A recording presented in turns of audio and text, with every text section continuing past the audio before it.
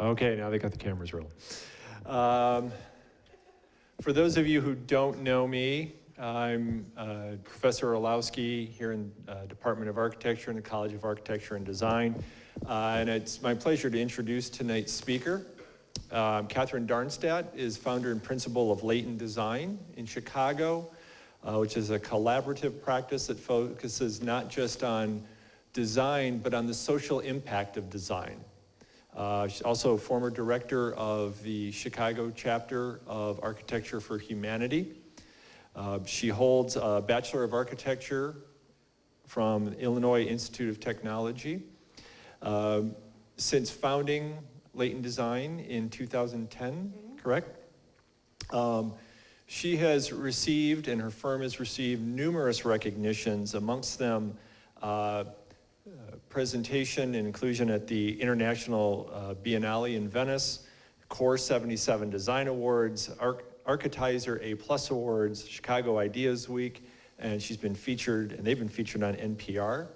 She was the 2013 American Institute of Architects Young Architects Honor Award winner, and in 2014 was named one of Crain's Chicago's 40 Under 40.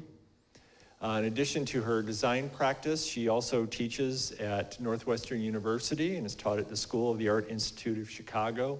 On a personal note, I've had the pleasure of serving with Katherine on the board of the Association for Community Design. Last year, Katherine, through just sheer force of will, initiated one of the most important things that the organization has done, which is the launch of our micro fellowships to help place emerging practitioners in practices related to public interest design and design for the public good. So her presentation tonight is entitled Tactical Leverage, and I'd like to invite you all to join me in welcoming Katherine Darnstadt.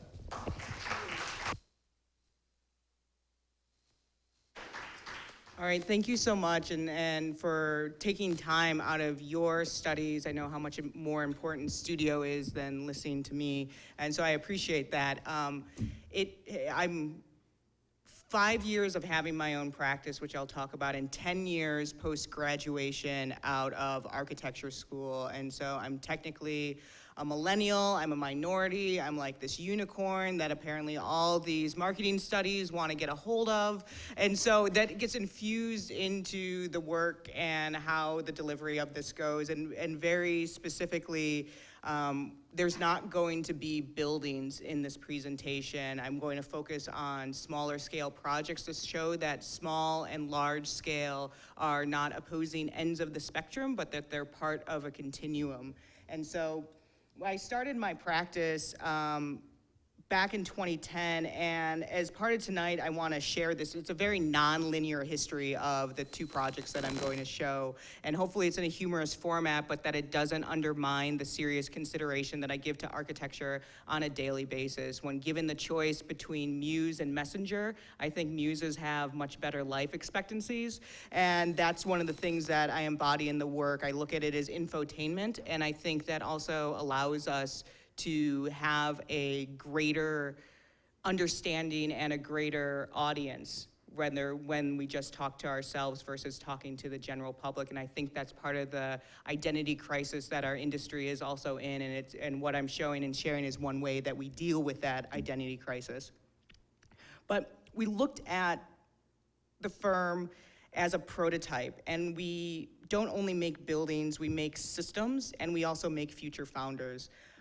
One of the things that I came up against is that you don't learn how to be a principal of your own firm until you become a principal of somebody else's firm, and it's not something that we teach within the academic environment of how to be a practitioner, and that's something that we need to also alter as well, and that's the little pieces that I do at the School of the Art Institute and Northwestern are practice focused as well as design focused, and it's infused within all of that. And our work at Layton Design, it exists to explore the influence of architecture as small or as large as the context allows. And sometimes in that exploration of the largesse of architecture has taken us into a system scale that we've been wildly unprepared for, totally not qualified for, but it's been incredibly fun and knowledgeable because, oops. That's not what you're supposed to see. I'm trying to get this coordination going on. But here it is. So this is our mission, right?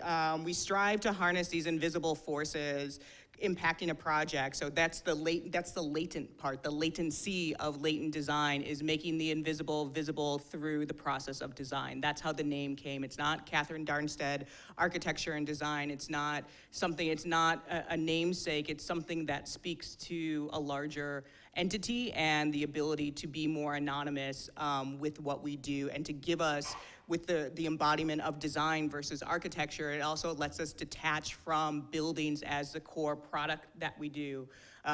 We're still very spatial, but we wanted to look a little bit differently. So most often our work is described as this: working at the intersection of design and community development to create social, economic, and environmental impact. But as you saw before, I think it's tough shit, to do all of that. It's not only tough shit to do because it's not your job, in many ways, but it also is because that's what we hear the most from everyone we work with. Like, you're gonna do that? Okay, good luck, And this is kind of where we negotiate these boundaries between that. We have double speak and double entendres are very deep in our work.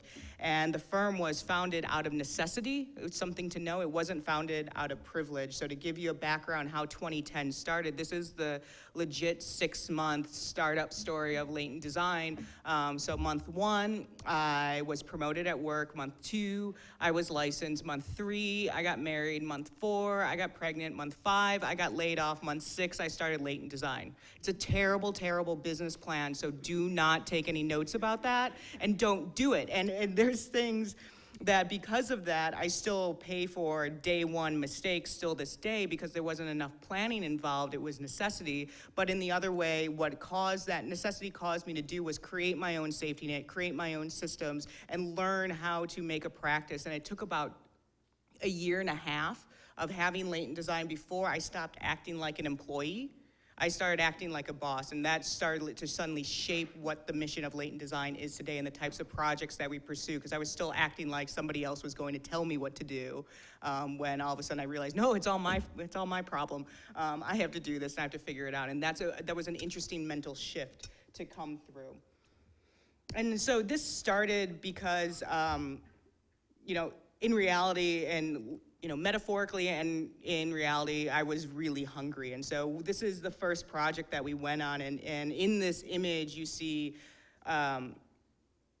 people patiently waiting for designer cupcakes on a cold winter day that we will be experiencing in like less than a month in Chicago. So you see that. And it's these extremes of access that infuse our work that we started to see the first time through the dichotomies of the food system. And with that, the second image is you see a very similar day, only about a week and a half apart, where you have families waiting patiently at a food pantry.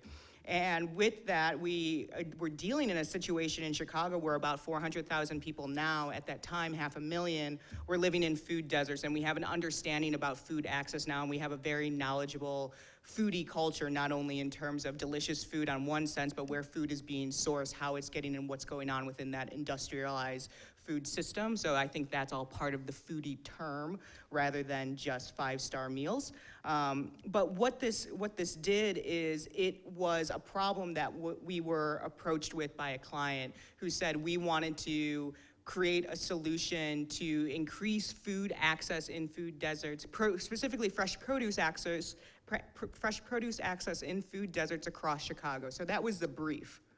That was it. And when they came to us, they had a white paper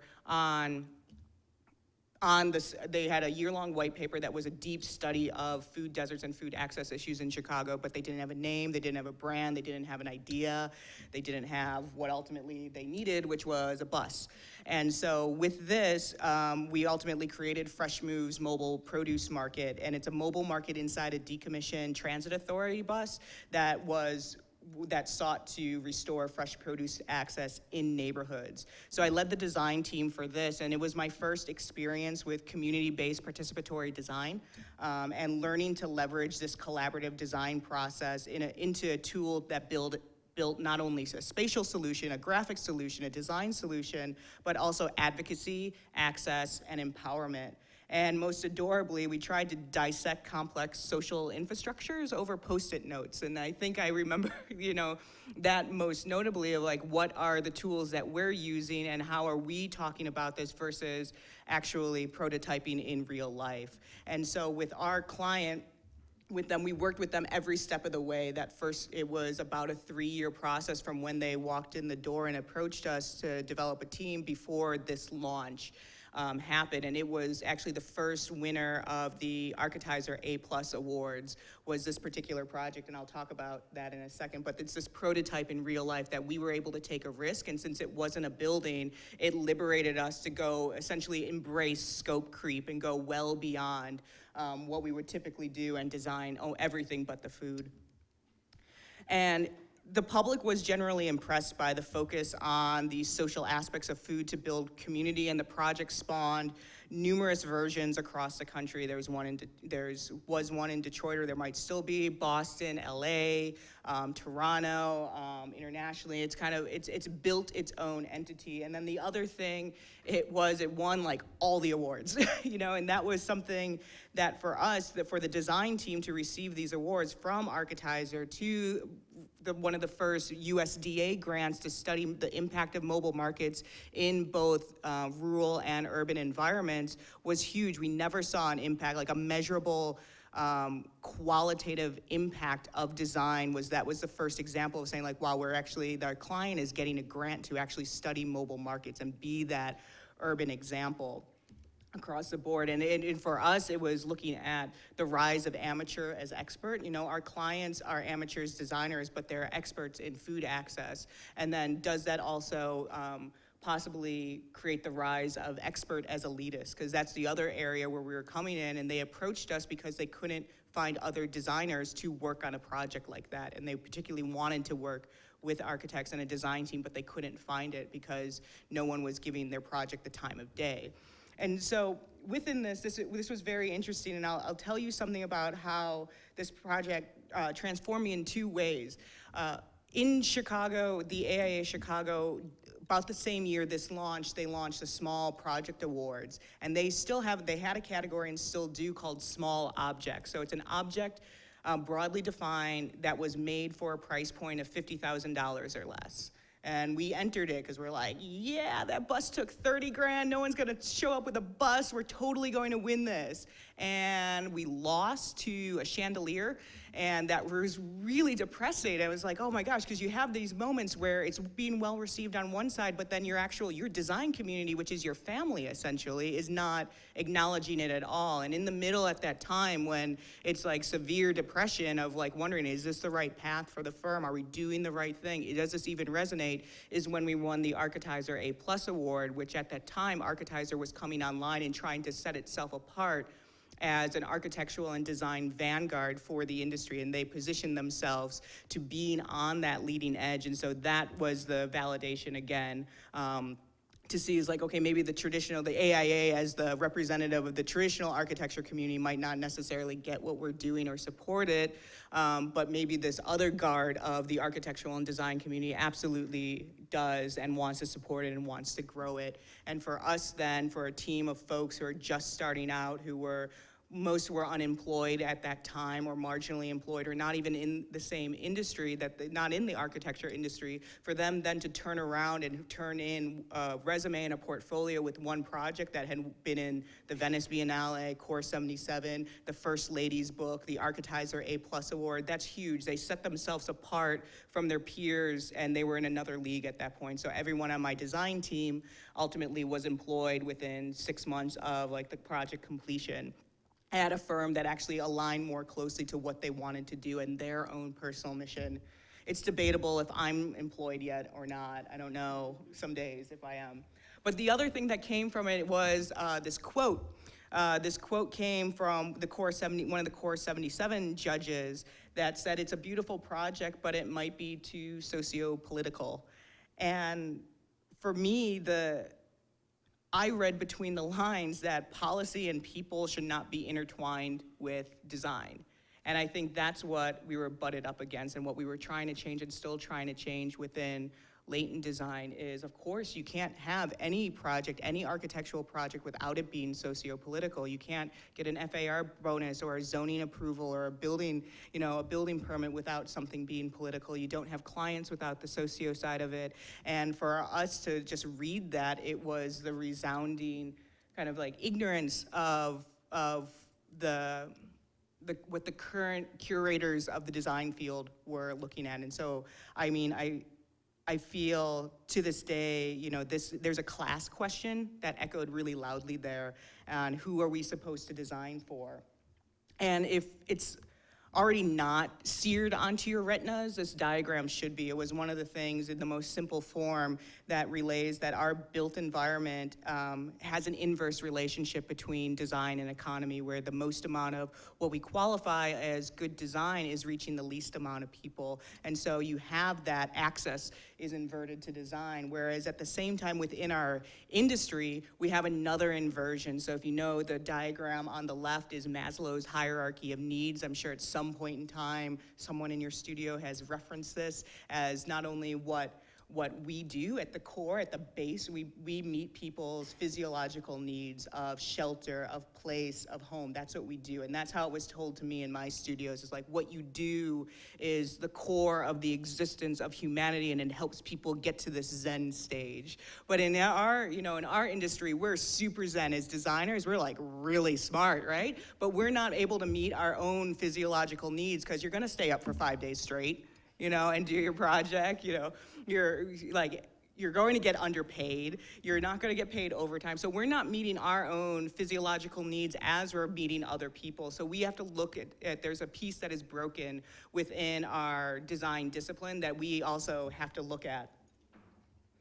And so it's about this time that I should probably say something nice, and you want to maybe hear something like, if you do what you love, you never work a day in your life, or something along those lines. And I still want to hear those platitudes as well that make me feel good about what I'm doing. And the only thing that is the most comforting is knowing that there's a fine line between being crazy and being king. And we have a kind of a business climate and an entrepreneurship or innovation climate in general in the world right now, where we want the king all the time, or the queen. You want that as a leader. You want them to be visionary and a game changer, and that's what we support. But the thing is a king or a queen is made by their supporters, whereas crazy is when you have none of that. And so for us to actually go forward is we actually need to be more followers and more muses rather than geniuses. And because if we don't do that, we're all going to slowly go crazy if we're going to be continued to be taught and to act like we're the lone genius in the room. And so think about that. Are we geniuses, or are we the crazy one? And so that first project with Fresh Moves took about 3 years, like I said, from start to finish. And the next one that I'm looking at, nothing happens fast. It could have happened fast if we only just stuck around, for the 2 months that we did the hardcore design process and never learned anything from the front end or the back end. But then I don't think, then we wouldn't have learned anything. And it wouldn't have allowed us to take on another project like this, which is currently at 5 years in the making, and it will go on a little bit longer. So this is, the project is called Activate. And we are leading the entire placemaking initiative for the city of Chicago. We're developing it, we're implementing it over the next 3 years. We're in a public-private partnership with the city, and it's a huge risk for us to do that, but it's wildly interesting, again, because at the core, I believe that quality of life is related to quality of space. I don't think there's anyone in the audience who would disagree with that at all. And in Chicago, much like here in Detroit and in Southfield, the city is rooted in its neighborhoods, its public spaces, its infrastructure. The individual identity that comes from, what block you live on is so unique to Chicago. And when neglected or inaccessible, these spaces, they're detrimental to neighborhood health, to vitality. And we always are looking at, and I saw projects today that are still looking at, how do you transform these open spaces, these interstitial spaces, to become something more, to be that community connectivity, to be that conduit that we want to occur. And so we created Activate, and it's, at the core, we're looking at placemaking, right? And so my kind of 5-year disagreement with placemaking is it a verb? Is it a noun? Is it a brand? And what is difficult with this term and with this industry that's now around placemaking, because it is a business, is that it emphasizes the object over objectives. And with that, we see that, that's a flaw within that particular type of dialogue, is because we're all making objects, but we're not making systems. And for me, it looks at, if there's not a process after the provocation of the object or the event, then these beautiful moments of art, of tech, of design, they're really not authentic, because they're not actually making place. And to make place is about the stewardship that goes in it beforehand and after, and actually making a longer term system afterwards.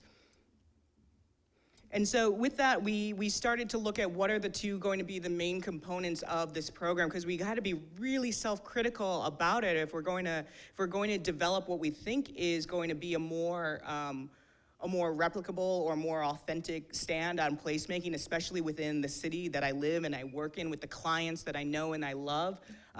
We looked at two main pieces, or three actually. We have temporary public art. And so we looked at, can we start to take and decentralize these curators of culture by bringing arts into deeper into the neighborhoods and out of the central loop. All of our major art institutions are in the loop area around Millennium Park, and we have a couple neighborhood-based institutions, and everyone else can, suck it.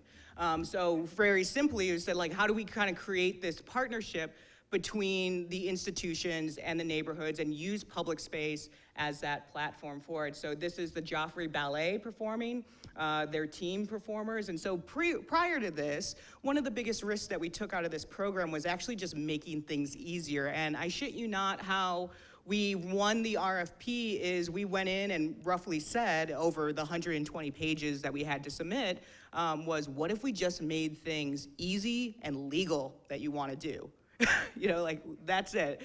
And so for this, if you wanted to have, this was a 90-minute performance on a public plaza. Before we went in and changed things around with our contract and the municipal code, you would have to fill out a 30-page permit, and then you would have to submit it 45 days in advance for the 90-minute performance. So you're probably spending 6 to 8 hours for 90 minutes, and then you're gonna pay a ridiculous fee on top of that. And so even if you wanted to, first you wouldn't know where to access that information, because getting through city permits and codes and departments is cloudy at best. And then are you going to actually spend the time and be able to pull something off and execute it? And a lot of community organizations do want to do that, and they want to, but they've been so deterred by previous interactions with the city that they weren't doing it. So if there was any nascent energies around a site, they were being quashed pretty quickly.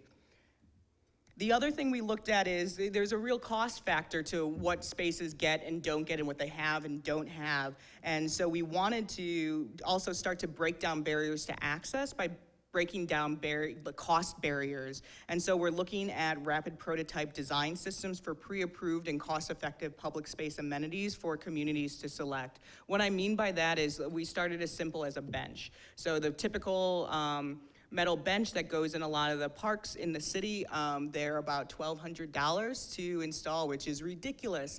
And so we looked at our own construction waste that we have within the industry, which has a huge issue with construction waste. And we went and approached one of the concrete plants that we have in Chicago and those companies, and they're going to be making prototype benches out of the excess concrete that goes back to the plant that they normally just put together in, like barriers otherwise, and they said, for free, if you could pick it up, we'll put it in whatever molds you bring us. And that's a huge change. To all of a sudden go from, well, if you want a bench, you have to find $1,200 and find a city-approved contractor, to now, well, if we could get one made for little to no cost, and we just have to find a contractor to pick it up and put it on the site. Because the other thing that improved access to getting these amenities on the site is Latent Design. Not only are we an architecture firm, but then we're also contractors as well, and we did that because of this contract specifically with the city.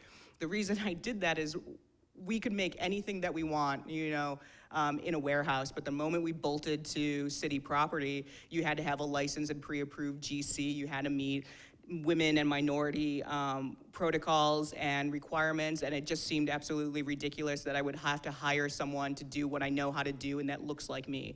So it was very easy in the city of Chicago. It's frighteningly easy to get a general contractor's permit. You would just sent in some money, filled out a form, sent in some money, showed insurance, and a license showed up 2 weeks later. So it was, and then now how we use that, we design and build our own projects at a very small scale. So our interior fit out, some of our residential work, we do that ourselves. So we actually are tacking back in the architectural realm back to this kind of glorified master builder by being able to internalize all our projects, and then we could take risk with the contractors that we hire. So when we want to think about what a social enterprise is, some of our contractors are returning vets. Some of them are ex-offenders, and if we want to talk about at the core, design creates great spaces, but we really have to also get design to create local jobs. And if no one's able to take that risk, we could at least show the quality of work and push the quality of work with design teams and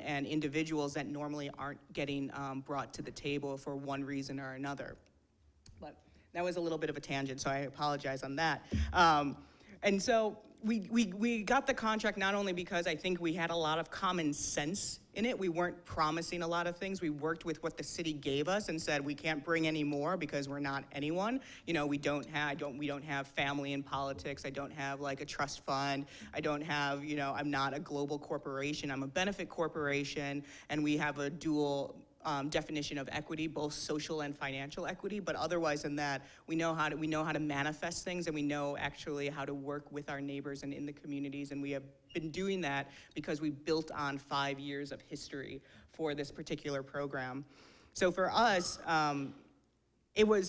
over time, it was that we felt the voice of the city wasn't being heard, and that was resonating with some of our clients at the smaller scale, but it felt that the vice of the city is what was being sold. We work in some of the most, quote unquote, most dangerous neighborhoods in Chicago, and it's like, that's not what we see. Yes, there is violence, but at the core of that's the 1%. That's the other version of the 1%. It's the 1% of people who are actually creating the violence and not the 99 that are trying to repair it.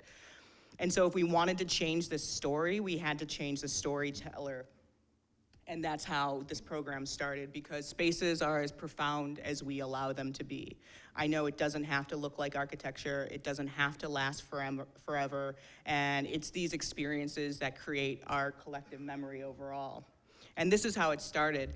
If you remember the slide that had Activate on it a couple slides ago, this is the result of the first time we actually did our first Activate project. So it was back in 2010. I led a team that developed an international design competition, then called Activate Public Space Design Competition. We're terrible at naming stuff, mind you. So, but anyway, that's what it was called. It was really catchy. And what the design brief did, it sought to address the needs of this one vacant site. We had a client that came to us and said, hey, we have these 2 vacant lots that are covered with concrete that used to be a parking lot. Can you design something for it? And we said, yeah, absolutely, we could design something for it, but we have another client that has a 1 lot and another one that has 5, and then the city of Chicago has 10,000. So, we can't design 10,000 objects, but we can design a system. And so we use the design competition as the vehicle to test out this system. The brief in the design competition was transform this public space, make it universally accessible, age inclusive, with an installation that cost $1,000 and would last 1 year. Like all the seasons, $1,000 was all we had. And we wanted to kind of use this to be the catalyst, to create the dialogue of open space, and to start to facilitate community engagement. Those are the big goals, and then the more specific parameters are $1,000 and a year.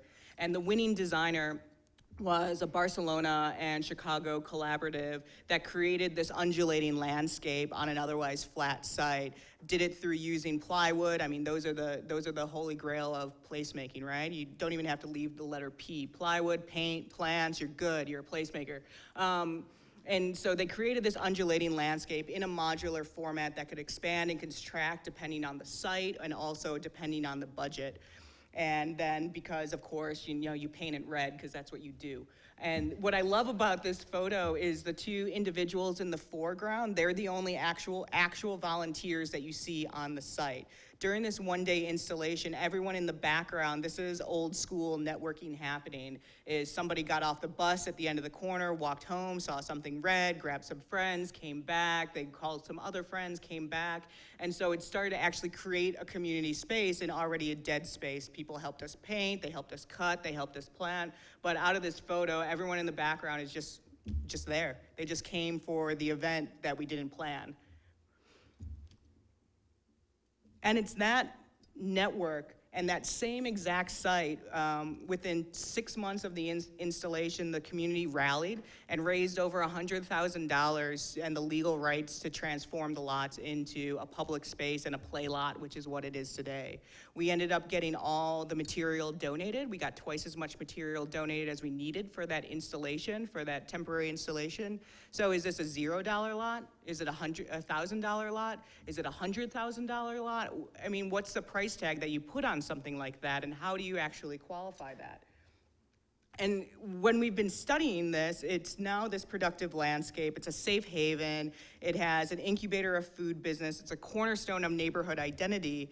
And in the 5 years since it's been installed, we've had 8 new public spaces created out of that Activate program, 2 new businesses that came out of there, so 2 food and gardening-based businesses that are local businesses that work on the site and other sites, and then 1 new non-for-profit that spurred out of that. So that's, for $0 and a day of work, that's what comes out of it, and that's what we look at. And it set the precedence because in Chicago, here as well, you have vacant lots are the horizon line, in many of the neighborhoods, but they don't have to be the baseline. They don't have to be what is thought of as the core of community. So it's something that we can change. And so this program developed an urban design system that created opportunities for impact and moved this grassroots model into a for-profit economic driver, and we see that today and on other sites. And so by bringing this emotional connection to the sites through the project, we saw, and it actually highlighted how these informal systems highlight how poorly our formal systems are working.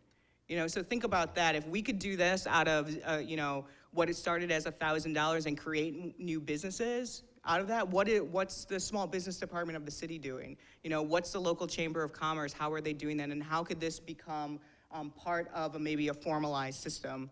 And so the growth of this competition was part of the baseline that allowed us to win the RFP when the placemaking RFP when it came out. And so now we're working on about 50 sites in half of the neighborhoods across the city. So this is a scale and partnerships now. We went from working on privately owned sites and lots to publicly owned lots and now publicly owned plazas with the city as well. And so it's that scale of that growth of that business.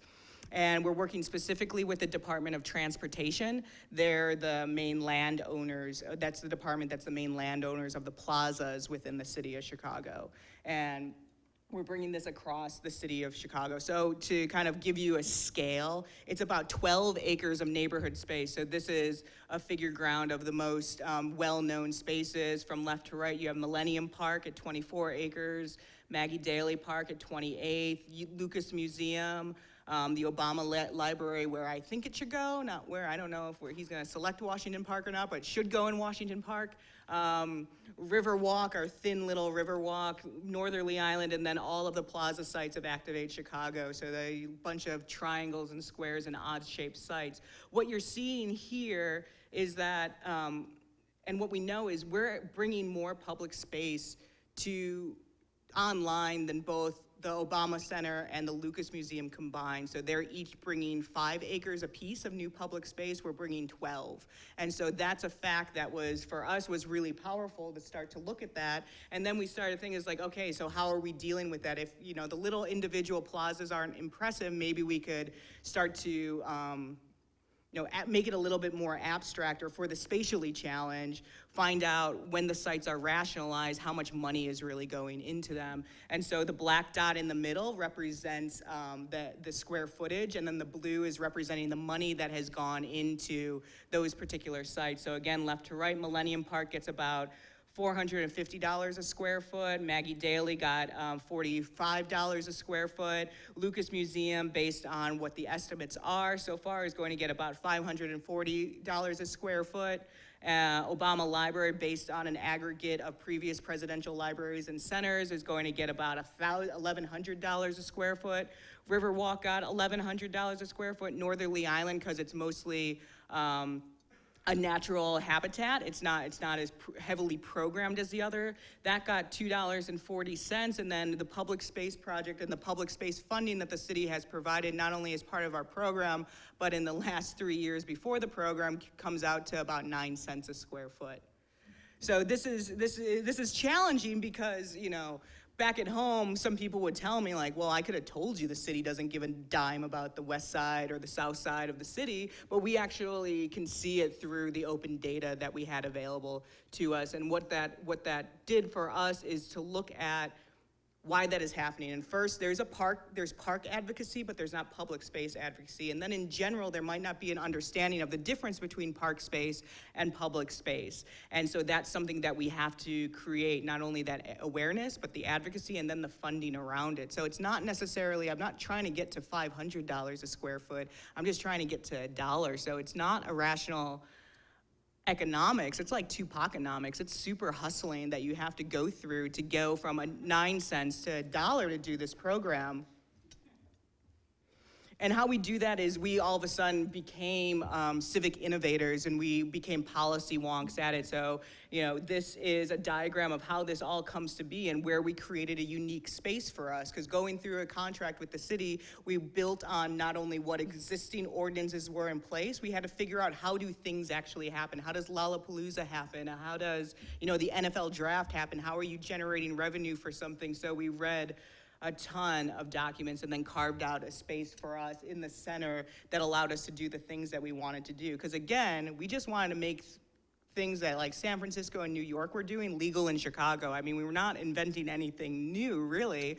We're not pushing this envelope, but it felt like we were, because we're trying to make place as a platform, and we are currently seeking out mutually beneficial partnerships with individuals and organizations in these key areas. So when we don't think of place as objects, of benches, of trees, of lighting, which are the qualities of space that we find desirable, what are the potentials of space that we want to happen? And so how does a space and place impact arts and culture, or increase health and wellness, or look at social equity, or increase tech and data, or also, you know, help build entrepreneurship and small businesses in the neighborhood? And that's what we're looking at. So from arts and culture, we've already commissioned and installed our first public art piece, which was wildly fascinating and fun to do.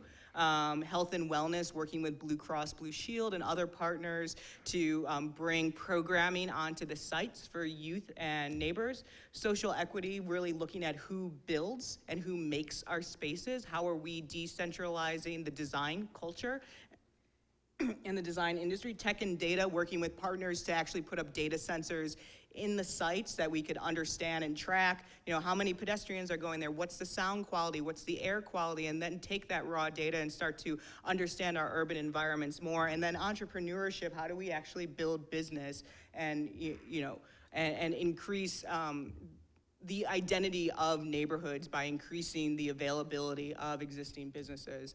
And we do that, and, you know, we always have to quantify it as well. And so the other thing that we did is we started to look at what design priorities are. Not necessarily design priorities of placemaking, those are well documented by other institutions, but we really wanted to be Chicago-centric on it since we're working across the city. And so one summer, an employee who doesn't work with me, and I hope it's not because of this, we jointly read almost every paper that came out of the city. So from the pedestrian plan to the cultural plan to the Coalition to Lower Obesity in Chicago's Children to the Green and Healthy Neighborhoods Plan. We read them all across all the departments and found 7 priority areas that we want to look at: engagement, education, economics, culture, policy, health, and transit, and then now are tying it back to the specific priorities, recommendations that are coming out of each of those plans. So when we go back and talk, and we did this not only for the program, but we did it for all of our projects firm-wide. So when we go to a client and work with a client, we're saying, well, you're building, sure, it's doing X, Y, and Z, which is what your program is asking for, but did you also know it's meeting recommendation 14 of the Green and Healthy Neighborhoods Plan, or priority area 1 of the Arts and Cultural Plan, or, position 14 of Blue Cross's Blue Shield's priority list. And, frustratingly, none of those documents share any of the same language, so it toggles between recommendations, priorities, strategies all across the board. But now that information gives our clients a much more powerful position to be in when they talk about why their project is needed. Their project is needed, of course, because of what they want it to do, but now the city actually needs it, and it makes an undeniable case for that. So we talked about, I mentioned entrepreneurship and small business, and this is the particular sub-project, that is coming out of the Activate program. I mentioned the 3 kind of key areas of this program: the public arts and culture, the construction material reuse for rapid prototyping objects on sites, and then this is also, the other one is micro retail.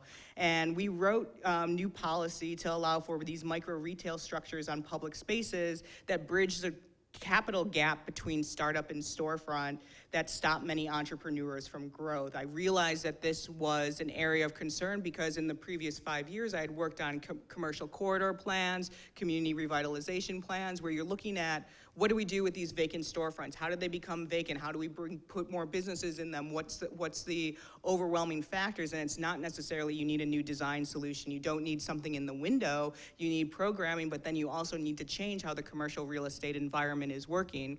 And when you understand how small businesses operate, that it's a difficult leap to sign a 3-year lease. That's a big commitment. We're all commitment phobes. We don't need spaces as large. Inventory is growing smaller, it's growing digital, it's growing in a third place, and how small businesses operate might be on more of a festival or nomadic retail schedule rather than a permanent bricks and mortar location. So coupling those 2 together, it's really difficult to rent out a 1,500 square foot storefront because it's too big for many clients that might want it, but too small for the ones that are actually going to use it. And so you get this gap in what your commercial corridor starts to look like.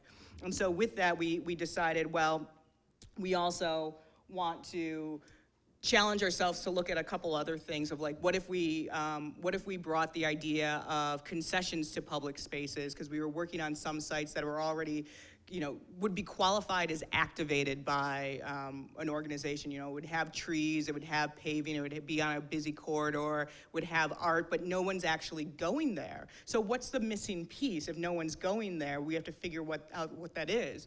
So with the boombox micro retail, that was our hypothesis, that you needed this extra component of commerce, and then we also did it to challenge ourselves of, well, what the hell can you actually do with shipping containers? Because it seems like everyone wants to do something with it. We've never worked with one. I personally kind of hate them. Let's use one. Let's make ourselves use one. And we didn't want to, but ultimately, our contractor came back to us for the design that we had, which you see kind of this design in the background. It's roughly the same size. It's about 200 square feet. He's like, well, let's think about this. If we're going to construct it in a warehouse and then bring it to the site, the cost of us to actually weld a structure together that can be transported versus just using a shipping container, which is already prefabbed and has a structural capacity greater than what we could probably put together for the same price point. Let's try it. Let's use it. And so for us, we put the 2 of them together and kind of merged our design together to create this. And so I'm going to hopefully get this all to work. It's a short video about what that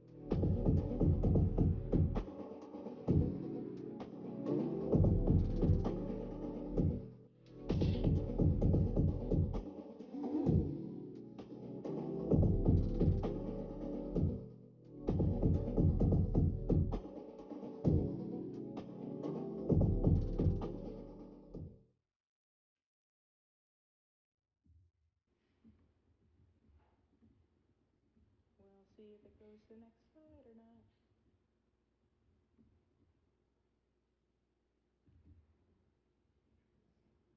Nah. Sorry about that. You guys see the rest of the presentation.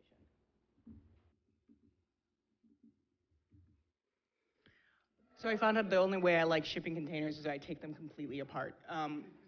And so in here you can't tell anymore, and that was also part of the challenge is when we're doing research and looking at case studies of how people are using shipping containers, we're seeing the aesthetic, that corrugated aesthetic is being highlighted, and you know, that was an aesthetic that we did not like.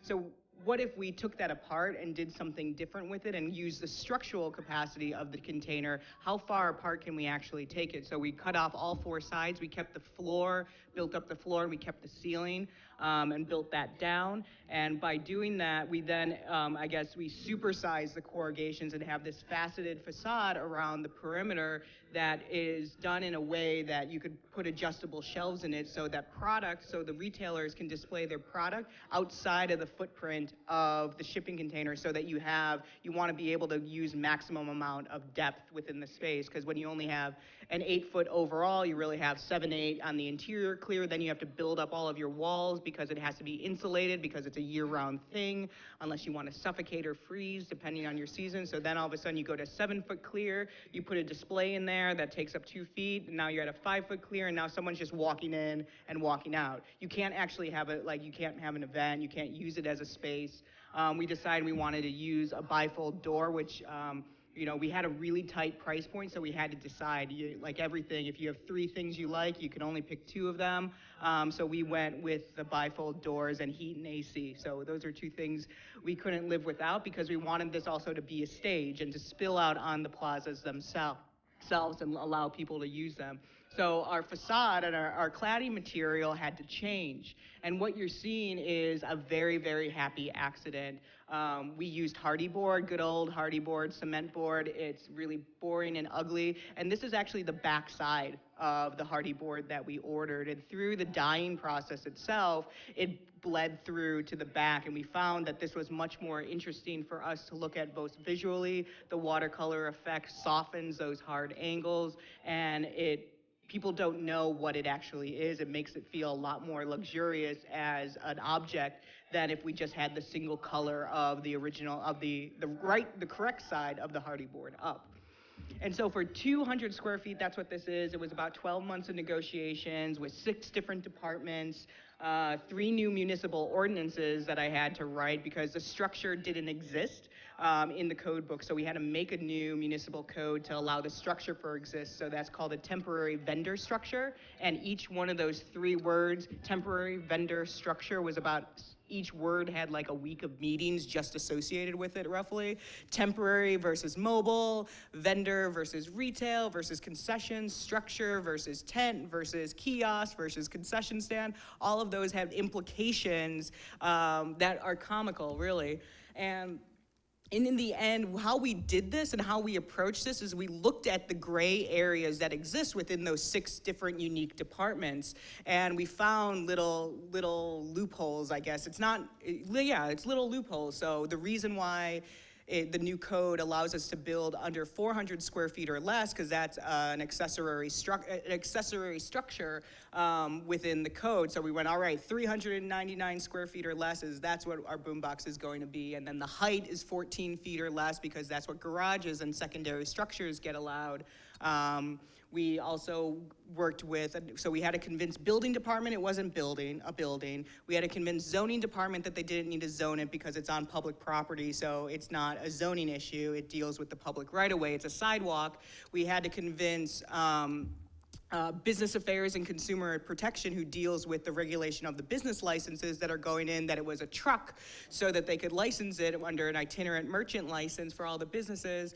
And then we had to convince CDOT transportation that it was it was a structure that they could put under what their purview is, because transportation doesn't deal with buildings. So we also had to kind of convince them that it is a building and it's not.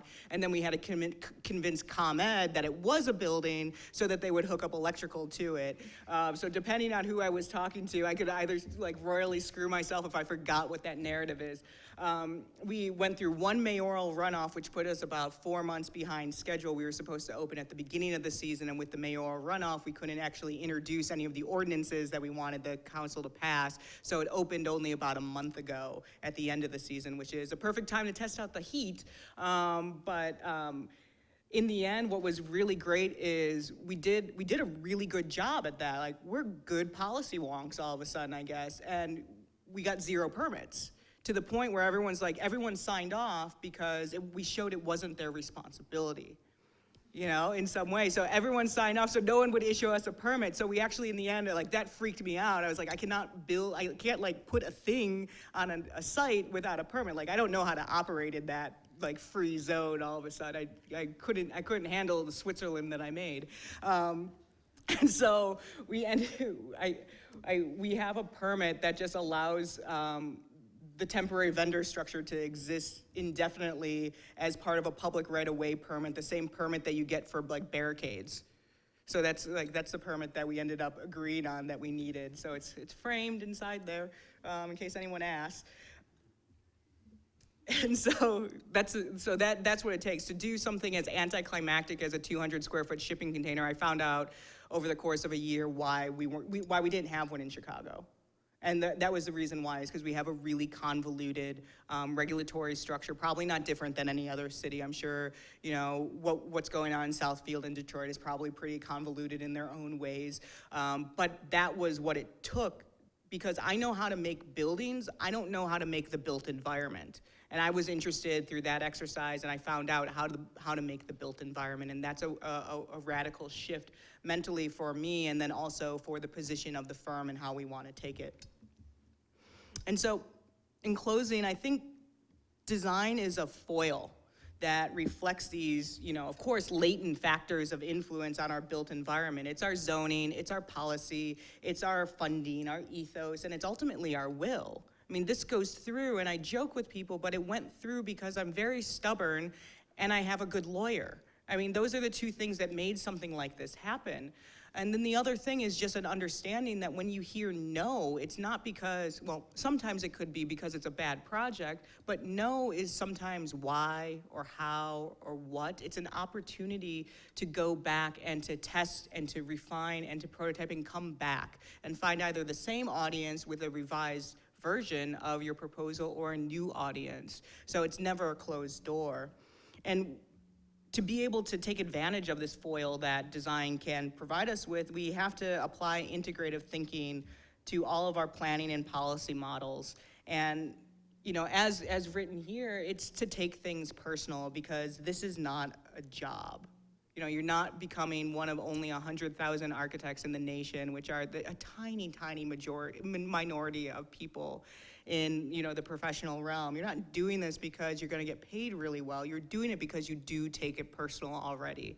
And so I do this because I'm a citizen in and a designer of cities, and I do it because it's simply what we must do to make the built environment that we're all staying up late right now in school designing, that we want to do when we're in our professional practice, and that we want to actually live in as well.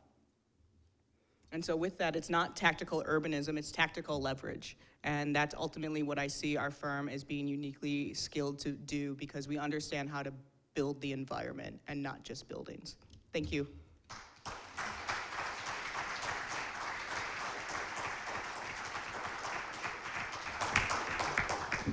Thank you, Katherine. We have time for a few questions.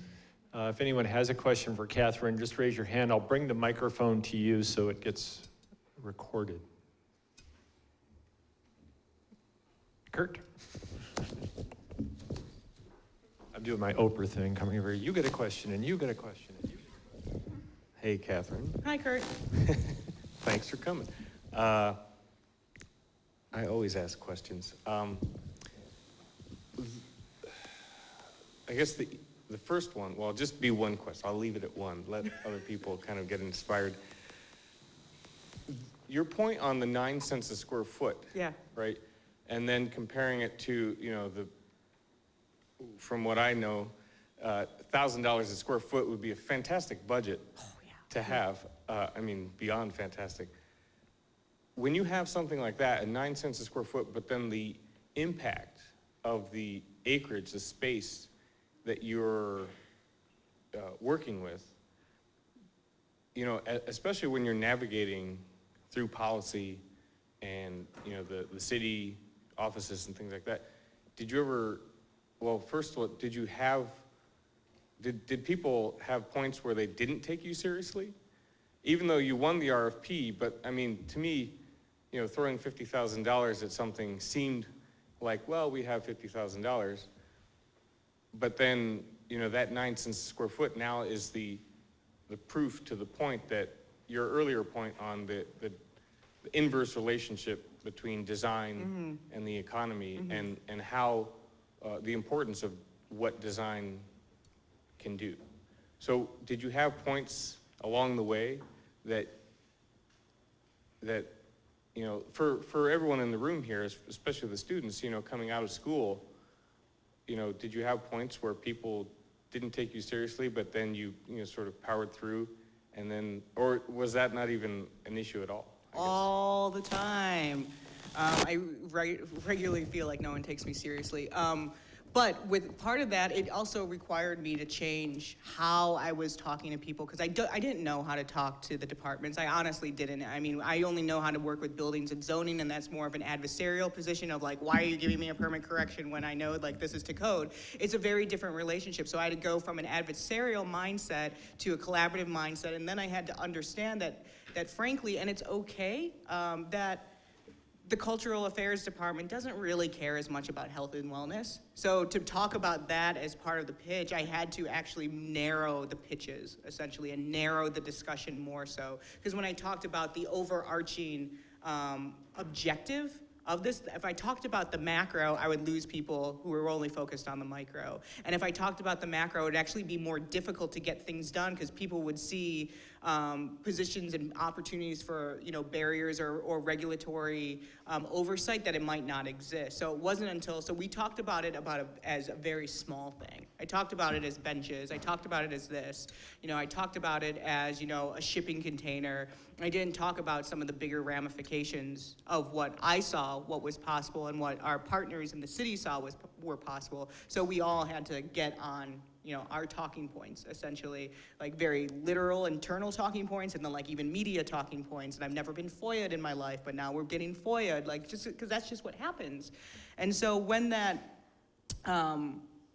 within that, it's hard, because it's a startup again. And I didn't realize, and I didn't look at this as an urban design startup. And if I did look at that in that way, I probably wouldn't have taken, you know, even if we won it, I probably wouldn't have accepted, because it's very depressing to have a startup. I already had one 5 years ago when I started my firm, and now I have another one, and I didn't think about it that way, and it's a lot of no. It's really hard, and then we're pitching to investors, to equity investors and venture capitalists, and people in the tech and civic innovation sector, and you hear no's, and you hear good questions, and things that we didn't even consider, and that's all part of our expansion of our knowledge of what we need to do, but it's something that I didn't ever realize was it is related to architecture, and it is related to how you develop projects, and I was just never part of that, either in firms, or I didn't have wasn't working at firms that do this regularly, or have that as part of their component. If I worked for a developer, I might have understood this a little bit more and savvy. Just for a side note, I would say the best description of what our business model is now is a turducken. So I have an architecture firm that has a citywide initiative inside that, and inside that citywide initiative, we have a product of the micro retail that has its own trajectory. So it's a turducken, is the only way. I think Stanford is gonna review that or something. No. But that's the closest analogy that I have to how we're working, and then the ability to, you know, somebody's gonna say no all the time, and, you know, architects I'll hear that a lot. Our clients say no all the time to us too. So the no part isn't a big deal. It was everything else that it took to build the system that I didn't know, and I was very naive as to how much power design and architects do have, and where we're just choosing to ignore the skills to kind of invert the power structure that we have, not only within our own industry, but then within the built environment itself. Another question? Margaret. It's as fast as you'll ever see me move, with no thing or no one chasing me. Yeah, so I was a bit late, but it was a fabulous presentation, and stand in awe of everything that you've been able to accomplish in your 5 years. So this idea of a startup, and then also the recognition that you are making these tactical intersections with existing systems. So in the process of getting the Boombox project off the ground and realized, did you see any evidence that you have actually changed existing systems? Like you saw people go like, oh my gosh, different departments should be working together differently. Do you think you'll have longer term systemic impact than the little Boombox project in and of itself, which is great?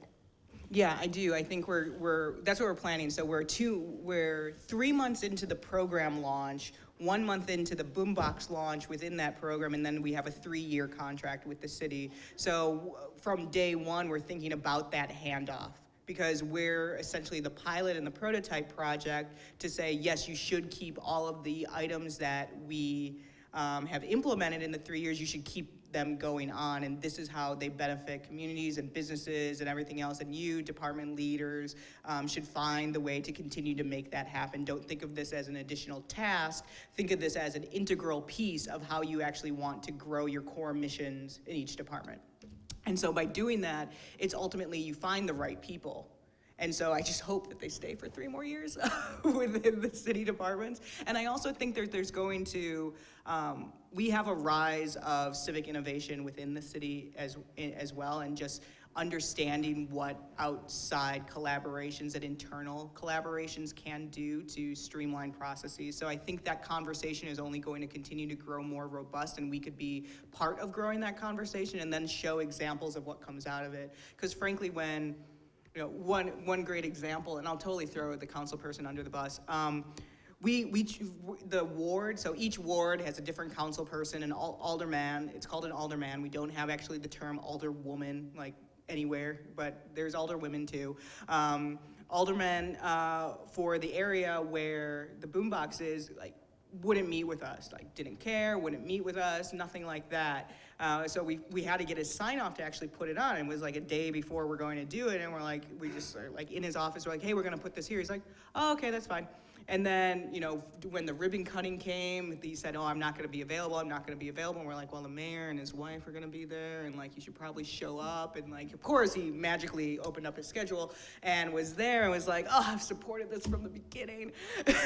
Like, this is so great for the neighborhood and all these things. And it's just like, if I had the microphone at that time when that was happening, I probably would have said something else. But that's the kind of thing you have to walk into as well. And I'm trying to understand how to deal with design ownership and acknowledging the hard work that our team put into this, but then also letting people feel that they were a part of it and take their own ownership, because it might be beneficial for us to leverage later. So, we have a running list of quotes from the mayor and different folks and from the treasurer and different folks in the city, and we use that as part of our pitches. Remember when you said that neighborhoods are the backbone of the city? Well, here's how you create more businesses, or how you create better neighborhoods, or you said you're going to invest here, or expand the cultural plan here. You said it, this is how we're doing it. So it's now a yes or a no question. Are you going to back it? Are you going to back what you said and what we were essentially given the task to do for you? So you started your business or the firm in 2010. Correct. So I'm going to make an assumption that was related to, the timing was related to the economic turndown. Mm-hmm. So I was hoping that you could speak just a little bit, particularly to the students here, about how traditional modes of practice, as defined by, say, the AIA, is very, very, very much impacted by the ups and downs of the economy, particularly the building industry. And many that are in our field benefit from that, but then when it turns down, it's almost like there's, maybe it's my impression, but a willingness to become a victim of that. And clearly you were not. So you started your own firm and kind of redefined what practice was within your skill set. And can you talk about being proactive in defining what practice is to be resilient to these ups and downs? Yeah, and I don't know if it's necessarily going to be resilient or not, because I started at the bottom, so there's only one way to go at that point. And I think what it was carving out a niche of the type of work that I wanted to do, and I was only seeing it in non-for-profit practices or volunteerism, and I was like, why aren't we doing this more within architectural practice? And I'm like, well, maybe I'll eventually find out because you don't make any money or something like that. But I also was in a climate where I had to figure out what to do. It was like every day is like, I have to figure out how to make $500 today, because that's how much it's gonna need. Every day has a calculation of how much income you should have, and every week and every month to pay your bills, your mortgage, all of this. And if you're making that from scratch and you're very closely tied to it, you see different opportunities. And like I said, it's the opportunities out of necessity versus out of the planning of it. I think what was seductive for me is some of those early projects like Fresh Moves, where it was the first time where I'm working on project teams that are all women or all minorities, and it's individuals that look like me, that have similar backgrounds as I do, and that's very different than the firms that I was already in, and frankly, the architectural industry currently right now. And so for that, it's like, well, how can I still continue to be in this area as well? That served me well in some ways. So half of our clients are nonprofits and community organizations. The other half are now kind of mission-driven private clients that we meet in, within 1 degree of separation from the non-for-profits.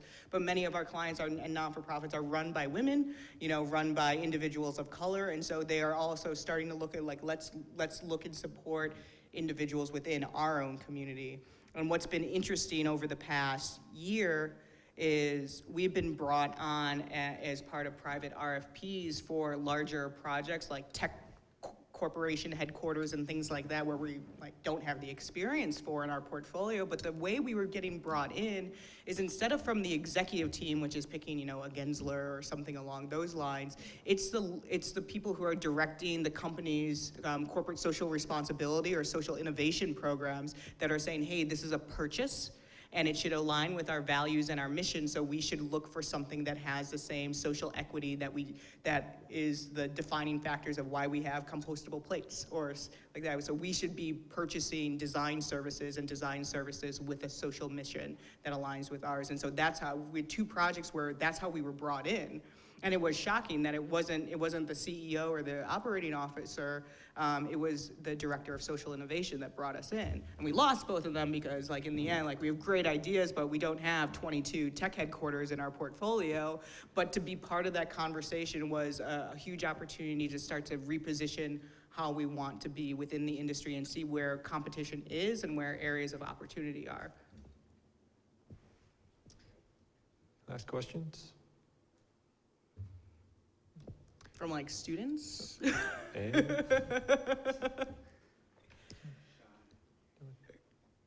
Charlie's kind of shrugging. Do you have a question, Charlie? Okay. All right. Thank you, Katherine. Thank you.